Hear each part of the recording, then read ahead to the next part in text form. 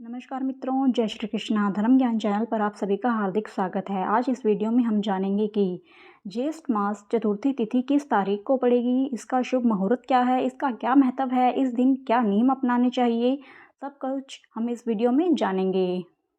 हिंदू पंचांग के अनुसार प्रत्येक माह में दो चतुर्थी तिथि पड़ती है, एक कृष्ण पक्ष में और दूसरी शुक्ल पक्ष में। कृष्ण पक्ष की चतुर्थी तिथि संकटी चतुर्थी और शुक्ल पक्ष की चतुर्थी तिथि विनायक चतुर्थी कहलाती है। चतुर्थी तिथि भगवान गणेश को समर्पित है। इस दिन विघ्नहर्ता भगवान श्री गणेश की पूजा अर्चना की जाती है। मान्यता है कि इस दिन व्रत रखकर गणपति बप्पा की पूजा रखने से ज्ञान और ऐश्वर्य की प्राप्ति होती है, साथ ही सभी विघ्न बाधाओं का अंत होता है। 6 मई से ज्येष्ठ माह की शुरुआत हो चुकी है और ज्येष्ठ मास के कृष्ण पक्ष की चतुर्थी के दिन एक दंत संकटी चतुर्थी का व्रत रखा जाएगा। अब हम जानते हैं एक दंत संकटी चतुर्थी किस तारीख को रहेगी। ज्येष्ठ माह के कृष्ण पक्ष की चतुर्थी तिथि की शुरुआत 8 मई को शाम 6:18 पर हो जाएगी तथा इसका समापन 9 मई को शाम 4:08 पर होगा। इस दिन शाम को चंद्रोदय के बाद पूजा की जाती है, इसलिए इस माह की संकटी चतुर्थी का व्रत 8 मई को ही रखा जाएगा। संकटी चतुर्थी के दिन सबसे पहले ब्रह्म मुहूर्त में स्नान आदि करके स्वच्छ वस्त्र धारण करने चाहिए। पूजा के लिए ईशान कोण में चौकी पर भगवान गणेश की मूर्ति स्थापित करनी चाहिए। फिर चौकी पर लाल या पीले रंग का कपड़ा बिछाएं और भगवान के सामने हाथ जोड़कर पूजा और व्रत का संकल्प लें। गणेश जी को जल, अक्षत, दुर्वा घास, लड्डू, पान, धूप आदि अर्पित करें। ओम गंग गणपतये नमः मंत्र का जाप करते हुए भगवान गणेश से प्रार्थना करें। इसके उपरांत एक केले का पत्ता लें, इस पर आपको रोली से चौक बनाएं। चौकी के अग्रभाग पर घी का दीपक रखें। संकटी चतुर्थी का व्रत शाम के समय चंद्र दर्शन के बाद ही खोला जाता है। इस दिन चांद निकलने से पहले कुछ भी ग्रहण नहीं करना चाहिए। शाम के बाद कुछ भी ग्रहण नहीं करना चाहिए। इस दिन भगवान गणेश को 21 दुर्वा की गांठ अर्पित करें। गणेश जी को घी के मोतीचूर के लड्डू या मोदक का भोग लगाना चाहिए। पूजा समाप्त होने के बाद आरती करनी चाहिए और पूजन में हुई भूल चूक के लिए क्षमा अवश्य ही मांगनी चाहिए। गणपति की पूजा के बाद चंद्रमा को शहद, चंदन, रोली मिश्रित दूध से अर्घ्य दें और व्रत का पारण करें। पूजन समाप्ति और चंद्रमा को अर्घ्य देने के बाद ही अन्न का दान करें और भगवान से प्रार्थना अवश्य ही करें। मित्रों, अब हम जानते हैं संकटी चतुर्थी का महत्व। हिंदू धर्म में गणेश जी को प्रथम पूजनीय देवता माना गया है। ऐसे में संकटी चतुर्थी के दिन व्रत रख कर पूजा करने से भगवान गणेश की कृपा प्राप्त होती है। मान्यता है कि संकटी चतुर्थी का व्रत रखने से भक्तों की सभी मनोकामनाएं जल्द पूर्ण हो जाती है।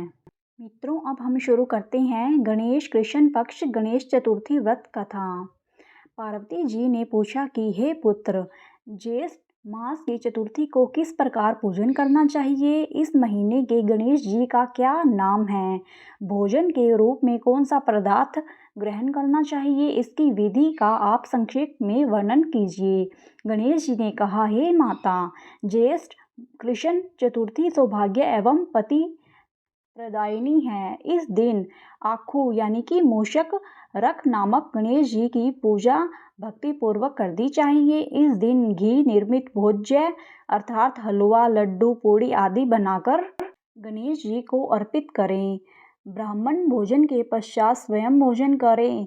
हे पार्वती माता, इससे संबंधित मैं पूर्वकालीन इतिहास का वर्णन कर रहा हूँ। गणेश पूजन और व्रत की विधि जो पुराण में वर्णित है उसे सुनिए।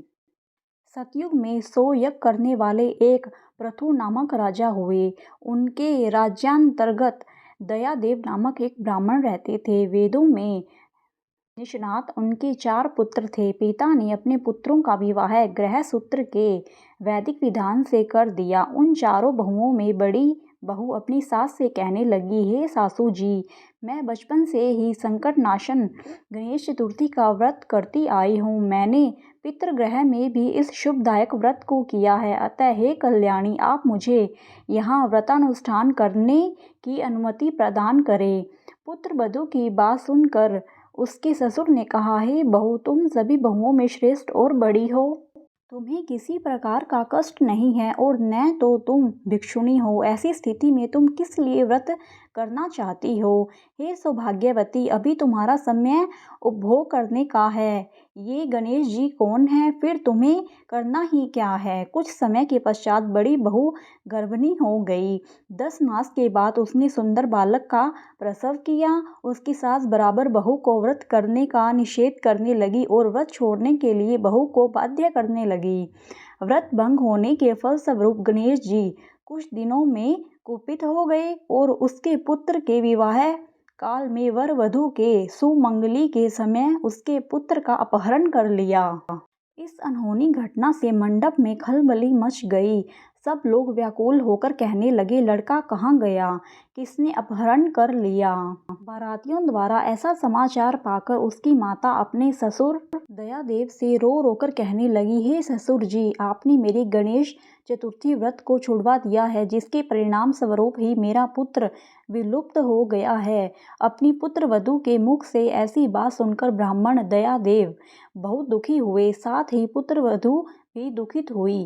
पति के लिए दुखित पुत्र वधू प्रति माह संकट नाशन गणेश चतुर्थी का व्रत करने लगी। एक समय की बात है, एक वेदज्ञ और दुर्लभ ब्राह्मण भिक्षा के लिए इस मधुर भाषिणी के घर आया। ब्राह्मण ने कहा कि हे बेटी, मुझे भिक्षा स्वरूप इतना भोजन दो कि मूरी सुशुद्धा शांत हो जाए। उस ब्राह्मण की बात सुनकर उस धर्मपरायण कन्या ने उस ब्राह्मण का विधिवत पूजन किया। भक्ति पूर्वक भोजन कराने के बाद उसने ब्राह्मण को वस्त्र आदि दिए। कन्या की सेवा से संतुष्ट होकर ब्राह्मण कहने लगा कि हे कल्याणी, हम तुम पर प्रसन्न हैं। तुम अपनी इच्छा के अनुसार मुझसे वरदान प्राप्त कर लो। मैं ब्राह्मण वेशधारी गणेश हूँ और तुम्हारी प्रीति के कारण आया हूँ। ब्राह्मण की बात सुनकर कन्या हाथ जोड़कर निवेदन करने लगी, हे विघ्नेश्वर, यदि आप प्रसन्न हैं तो मुझे मेरे पति के दर्शन करा दीजिए। कन्या की बात सुनकर गणेश जी ने उससे कहा कि हे सुंदर विचार वाली, जो तुम चाहती हो वही होगा। तुम्हारा पति शीघ्र ही आवेगा। कन्या को इस प्रकार का वरदान देकर गणेश जी वहीं अंतर ध्यान हो गए। उसी समय की बात है कि सोम शर्मा नामक ब्राह्मण एक वन में से उस द्विज बालक को नगर में लाए। अपने पुत्र को देखकर दयादेव नामक ब्राह्मण बहुत प्रसन्न हुए। बालक को माता के हर्ष की तो सीमा ही न रही, साथ ही संपूर्ण नगरवासी भी प्रमुदित हुए। बालक की माता ने पुत्र को छाती से लगा लिया और कहने लगी कि गणेश जी के प्रसाद से ही मैंने खोए हुए पुत्र को प्राप्त किया है। उसे नए वस्त्र आभूषण से अलंकृत किया। दयादेव को बारंबार सोम शर्मा को प्रणाम कर कहने लगे कि हे द्विजराज, आपकी कृपा से मैंने खोए हुए पुत्र को प्राप्त किया है। खोया हुआ बालक घर आ गया। सोम शर्मा को सुस्वादु भोजन कराकर धोती दुपट्टा से विभूषित करके गोदान दिया। फिर से मंडप का निर्माण करके विधि पूर्वक वैवाहिक कार्य संपन्न किया।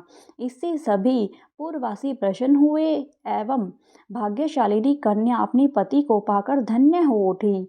ज्येष्ठ मास के कृष्ण पक्ष की चतुर्थी मनुष्यों के मनोरथ को पूर्ण करती है। इस दिन नर नारियों को एक दंत गणेश जी की पूजा करनी चाहिए। हे देवी, पूर्व कथित रीति से भक्ति पूर्वक जो व्यक्ति इस व्रत एवं पूजन को करेंगे उनकी संपूर्ण इच्छाएं पूरी होगी। श्री कृष्ण जी कहते हैं, हे राजन युधिष्ठिर, भगवान गणेश जी के व्रत का ऐसा ही महात्म्य है। हे महाराज, अपने शत्रुओं के विनाशार्थ आप भी इस व्रत को अवश्य कीजिए। इससे आपको विजय की प्राप्ति होगी और सभी इच्छाएं पूर्ण होंगी। धन्यवाद मित्रों, हमारी यह वीडियो यहीं पर समाप्त होती है। अगर आपको मेरी वीडियो पसंद आई हो तो प्लीज़ मेरी वीडियो को लाइक और शेयर करें और मेरे चैनल को सब्सक्राइब करें। धन्यवाद।